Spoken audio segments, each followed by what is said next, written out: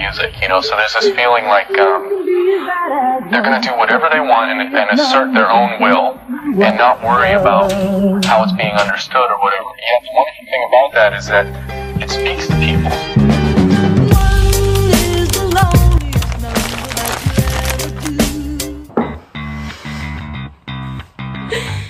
Hello guys.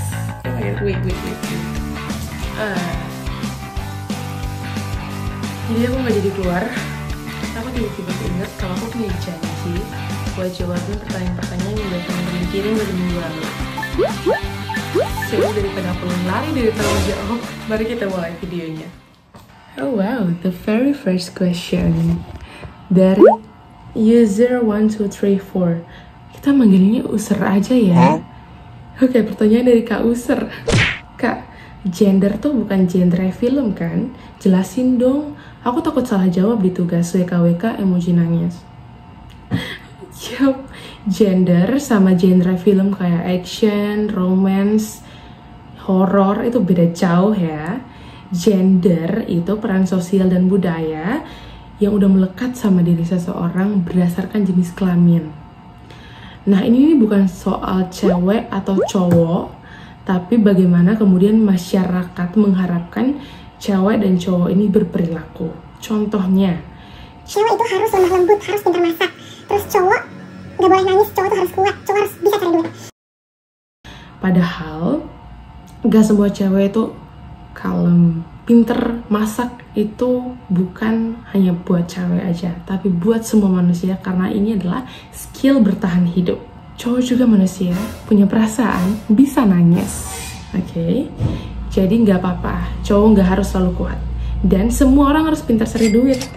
Duit itu untuk hidup, kalau nggak ada duit nggak hidup.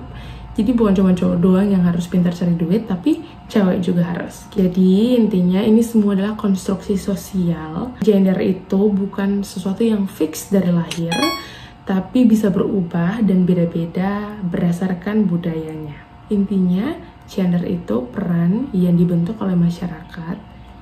Genre itu pilihan film kamu di Netflix. Oke, bang, cewek cowok tuh harus setara kan? Masa aku disuruh nyapu, dia malah main ML?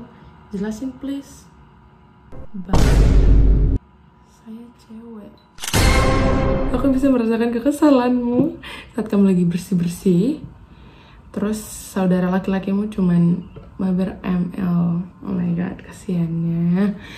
Jadi, kita berbicara soal kesetaraan gender ya. Kesetaraan gender itu berarti kamu punya hak dan kewajiban yang sama. Tidak melihat dari jenis kelamin, tapi melihat dari peran dan kapasitasnya. Kesetaraan itu tentang kerjasama, bukan siapa yang lebih tinggi dari siapa. Gitu.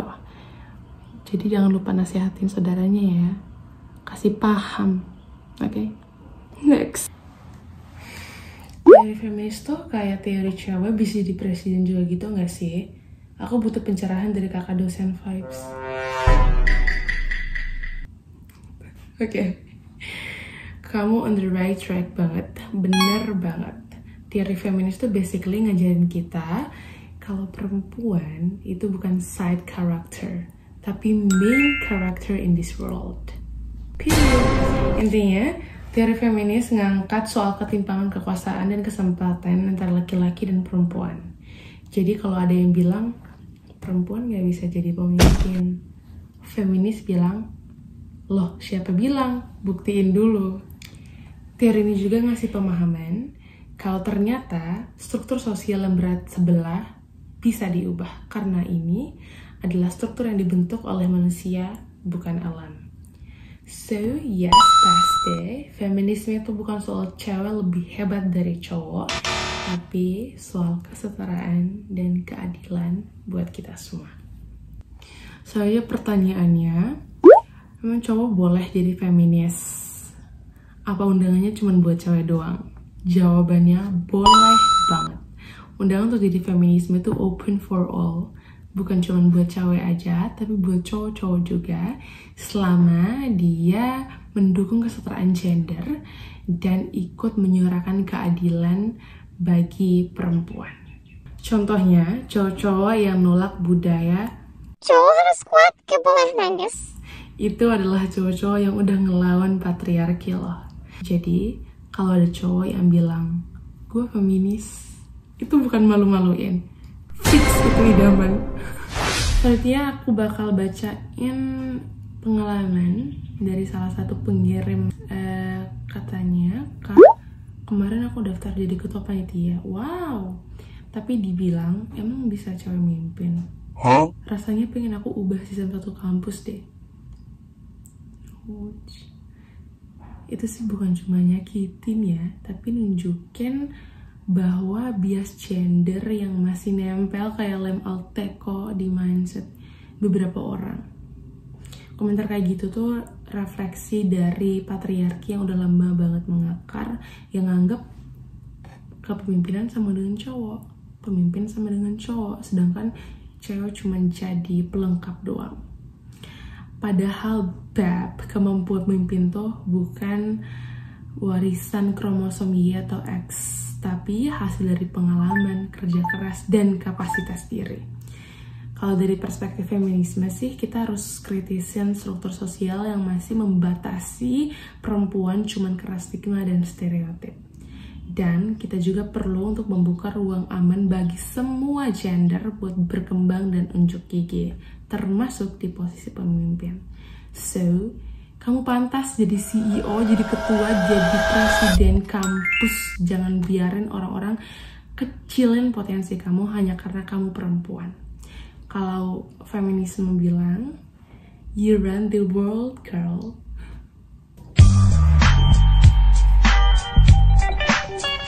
Bentar. Masih ada pertanyaan dari teman-teman.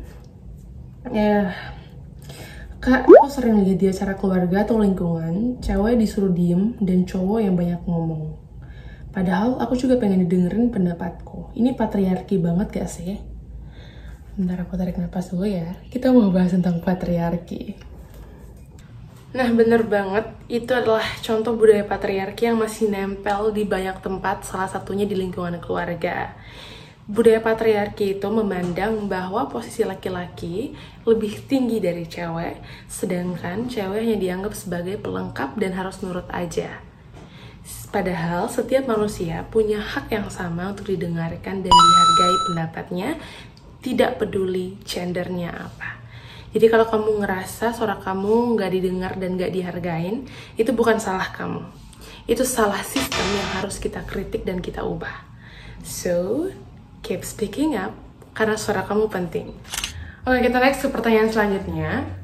Berarti gender tuh kayak dress code yang ditentuin dari kecil ya, Kak? Aku cewek, jadi harus pink. Emoji nangis. Please, no. Oke, bener banget. Jadi gender itu sering dikasih aturan kayak dress code dari kecil. Misalnya, cewek harus pink, cewek harus main boneka, harus main masak-masakan, terus cowok tuh harus warnanya biru atau warna harus main pink, dan mereka harus main mobil-mobilan, harus main bola kaki. Nah, itu tuh semua cuman konstruksi sosial alias aturan-aturan yang dibuat sama masyarakat. Nah, mereka buat ini supaya pas sama peran yang dianggap cocok berdasarkan jenis kelamin. Padahal gender itu bukan soal warna baju, bukan soal hobi, tapi gender itu dimana kita merasa bahwa kita bisa bebas milih apa aja dan jadi apa aja, tanpa harus dikekang sama aturan jadul yang gak masuk akal. Jadi kalau ada yang bilang cewek harus gini, cowok harus gitu, itu cuma aturan basi yang bisa kita lawan. Kamu bebas banget jadi diri sendiri tanpa harus cocok sama stereotip warna atau peran gender yang dipaksakan oleh orang lain. Next, pertanyaan dari Lius_. Mama kerja, masak, urus adik, terus masih sempat nyuci baju. Aku sih kalau jadi mama udah pensiun. Itu beban ganda ya, Kak? Waduh, beban ganda tuh kayak kamu lagi naik sepeda, terus punya keranjang penuh di depan sama belakang. Pasti capek banget kan ngayuhnya. Jadi beban ganda itu artinya cewek nggak cuman disuruh buat kerja di luar rumah, tapi pulang rumah harus tetap beres-beres rumah, nyuci, nyapu, ngepel, plus jadi superhero buat orang-orang di rumah. Jadi mama kamu itu bukan cuman multitasking level dewa, tapi kayaknya harus dapat medali emas. Jadi kalau kamu jadi mama wajar banget kamu mau pensiun. Soalnya beban ganda itu berat banget, bro. Pokoknya beban ganda itu kayak kamu kerja 2 kali, capek 2 kali, tapi apresiasinya cuma sekali doang. Jadi jangan heran kalau cewek-cewek butuh banget nih support system yang keren buat lawan beban ini. Gitu ya. Oke, next. Pertanyaan selanjutnya. Kak, aku pengen bebas pakai baju apa aja tanpa dikatain.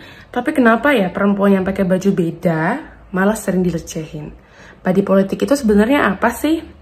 Oke, mari kita bahas mengenai body politics. Jadi body politics itu emang sering soal gimana masyarakat ngatur cara berpakaiannya perempuan. Kadang perempuan mau bebas pakai apa aja, tapi tetap harus paham juga soal konteks dan sopan santun yang berlaku di lingkungan sekitar. Tapi yang paling penting, kamu yang pegang kendali buat milih baju apa yang pengen kamu pakai. Tanpa takut dihina atau dilecehin. Kebebasan berekspresi bukan berarti asal pakai aja ya. Tapi soal gimana kita bisa jadi diri sendiri dengan cara yang tetap menghargai orang lain. Jadi nggak salah kok buat tetap berekspresi, tapi tetap keren juga kalau kita sadar gimana caranya respect sama lingkungan sekitar. Biar balance. Wait guys, ini ada pertanyaan yang nyeleneh dari Markus 456. Markus, ku tandain kamu ya. Kak, kamu udah punya pacar belum? Mari kita jawab. Pacar tuh kayak wifi tetangga, kadang nyambung, kadang enggak. Jadi masih loading. Oke, mari kita fokus ke pertanyaan sebenarnya. Ada pertanyaan tentang performativitas gender menurut Judith Butler. Kak, jadi gender itu performance. Aku tiap hari cosplay cewek banget gitu. Paham gak paham? Ya, jadi bener banget Judith Butler ngomong kalau gender itu kayak performance alias pertunjukan yang kita mainin tiap hari.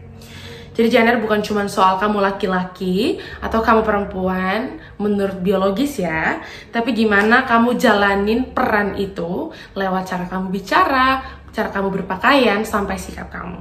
Jadi kalau kamu bilang, tiap hari kayak cosplay cewek banget, itu bener banget. Karena sebenarnya semua orang memerankan gendernya sesuai dengan apa yang dianggap normal oleh masyarakat atau mungkin sesuai sama diri mereka aja. Tapi ingat, kembali lagi, kamu yang pegang kendali buat tentuin performa gender kamu. Mau kamu kalem, mau kamu cosplay juga, semua sah. Jadi gender itu fluid dan fleksibel. Gak harus kayak aturan baju seragam yang kaku banget. So, keep being you. Wah, kita udah nyampe di pertanyaan terakhir. Jadi ada yang nanyain soal teori feminis di kehidupan nyata. Kak, feminis udah masuk ke pendidikan, hukum, sampai TikTok nggak sih? Aku lihat konten edukasi cewek, keren semua. Wow, bener banget. Jadi feminis itu bukan cuma teori yang kita pelajarin di sekolah, di kampus doang, tapi udah merasuk ke kehidupan sehari-hari. Mulai dari pendidikan, hukum, sampai TikTok yang kamu bilang tadi. Di pendidikan, feminis ngajarin kita buat berpikir kritis soal kesetaraan dan hak semua orang tanpa pandang gender. Di hukum, feminis dorong perubahan biar perempuan dan laki-laki punya perlakuan yang adil. Nah, di TikTok, Instagram, dan berbagai sosial media, feminis jadi keren banget karena banyak konten edukasi yang ngajarin cewek-cewek dan cowok juga buat percaya diri, paham sama hak mereka, dan lawan stereotip. Jadi, feminis itu hidup dan terus berkembang di mana-mana, termasuk video ini. Ternyata ada 11 pertanyaan aja nih yang aku jawab. Aku udah kayak superhero yang habis battle panjang. Capek tapi seru kok. Terima kasih buat kamu-kamu yang udah ngirimin pertanyaan. Aku harap jawaban-jawaban yang aku kasih bisa bikin kamu paham soal gender, patriarki, feminisme, dan semua hal seru lainnya. Ingat ya, di dunia yang penuh ini, kadang banyak aturan yang gak masuk akal. Tapi kamu punya hak buat jadi diri sendiri, buat suara kamu didengar, dan buat ngubah hal-hal yang gak adil. Jangan pernah takut buat terus bertanya dan berjuang buat perubahan. Karena perubahan besar itu dimulai dari langkah kecil, termasuk dari kamu. So, terima kasih banyak teman-teman buat video Q&A. Seru banget, dan buat teman-teman yang masih punya pertanyaan terkait soal gender, feminisme, dan patriarki, boleh banget drop di comment section. Terima kasih.